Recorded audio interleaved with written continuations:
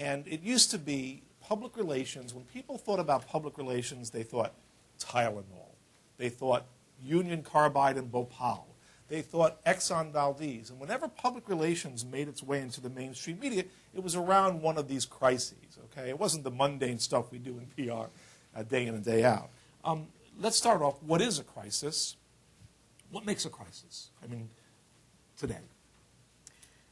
Well, it's interesting. I think that what makes a crisis today for me is different than what made a crisis for me, say, 5 years ago. And we were talking about this before it started, and we basically said, well, when my blood pressure reaches a certain level, that's when we've got a crisis situation. Because when you think about a crisis, you think about, well, what are the elements of it? Normally, it's sudden. It occurs very quickly. It requires urgent attention. It's something that demands that you pay attention to it. Oftentimes, although not always, it's unexpected. There's certainly times when we try to go through and we anticipate what the crises could be and plan for them accordingly, and we've done that a lot. Unfortunately, it never seems that those are the ones that actually end up happening. And I think that those are a lot of the elements that make for a crisis. It's something that happens quickly. It's something that demands attention.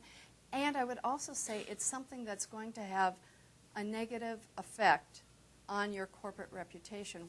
When I think back to some of the other things that have happened over the course of the last year, on November 5th, for example, the day after Election Day, we had printed twice the number of papers that we normally would because we knew that there would be a lot of demand for the printed newspaper.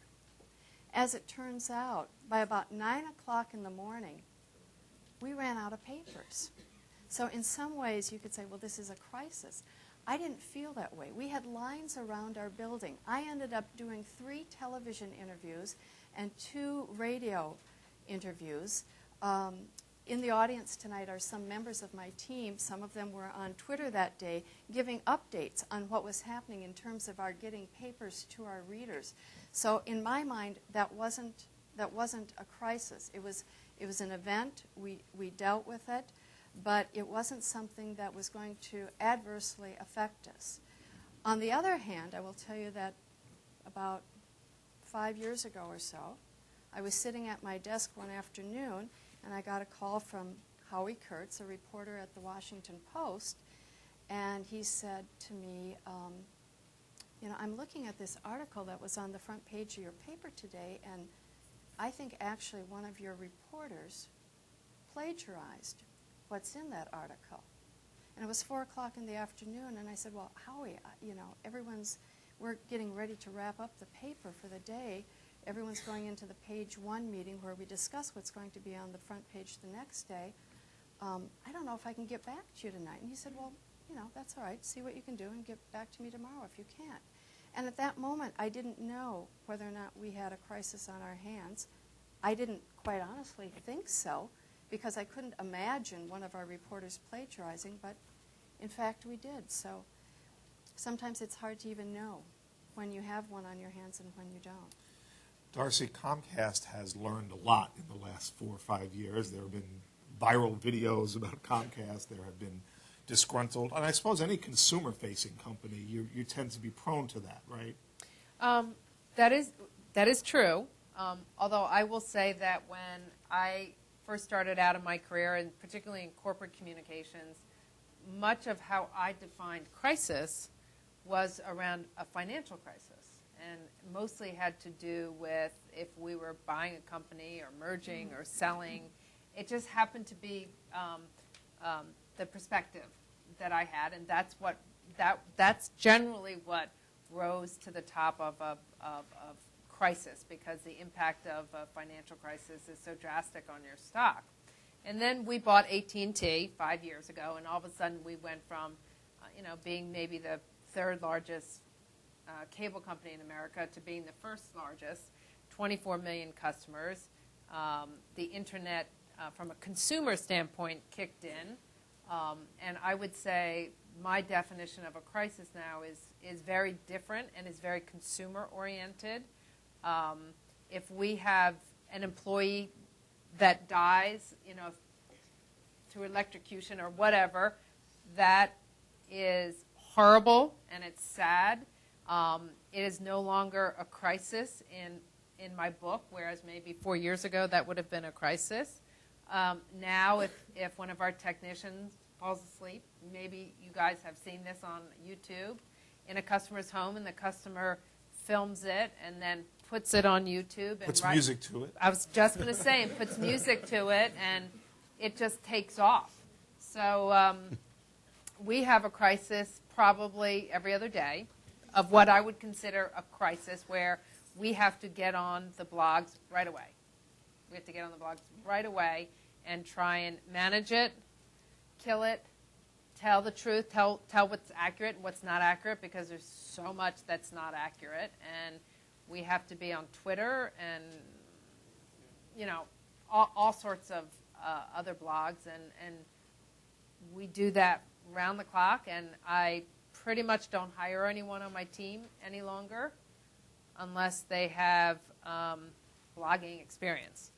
And that doesn't mean just looking at a blog. I mean, it has to be someone who has the experience of knowing how to blog, that has the courage, because it's very scary when you're as old as I am and you haven't been trained in blogging, and all of a sudden you have to go and say, well, here's what happened, and tell it in a way that in my previous years I might have talked on background to a print reporter or even a producer and say, okay, here's what happened, but you can't quote me.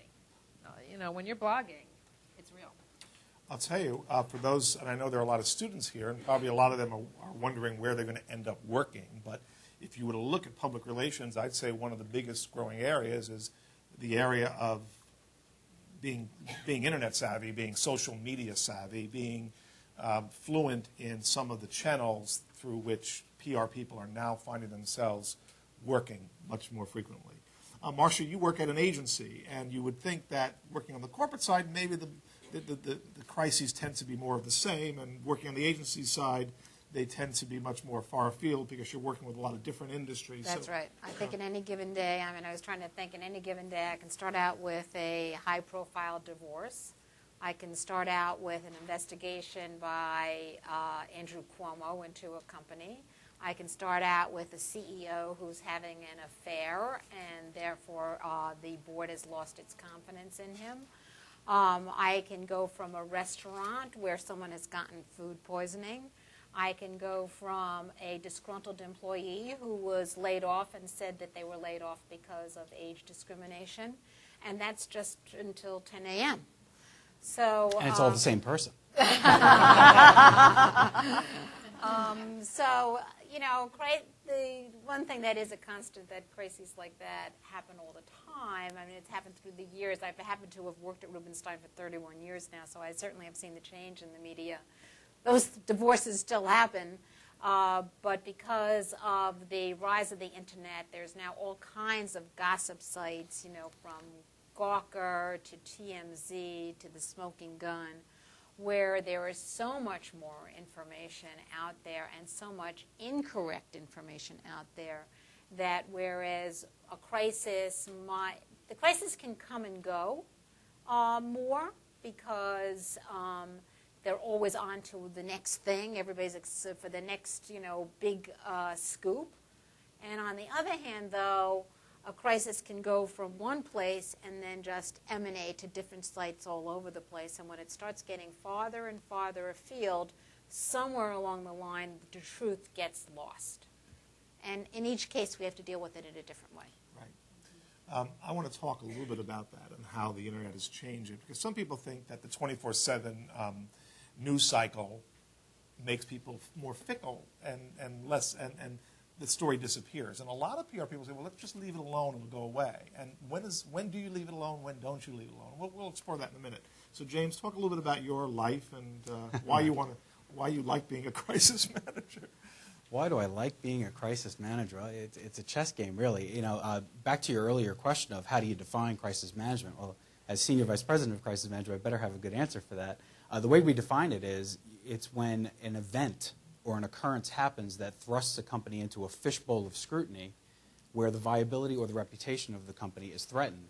first point I want to make, because these questions may come up, that's a little different than issues management. Issues management, as we define it as reputation managers, is when you have a long-term gap, right? Some audience thinks you should be here on an issue, your corporation is here on an issue. That gap is the size of the issue.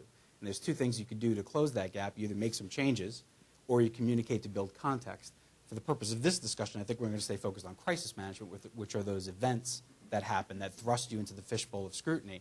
And to tie it back to what we're here to talk about, that fishbowl has grown very, very large because you have citizen journalists, because you have bloggers, because of the 24/7 news cycles that Peter mentioned. So what do I like about it? Getting back to your question, the challenge is becoming ever more great. I think that whereas some things have changed dramatically, and I think we're going to explore that at some length here, tactically, the good news, I think, is that strategically, things really haven't changed much at all. I think the three things that most great crisis managers do very well, the mindset that they bring to any crisis, is three things: credibility, focus, and imagination. And if you can really focus on those three things and get those three things across in any crisis, you're in a pretty good shape, no matter whether it's a real world or a virtual world or real media or virtual media. So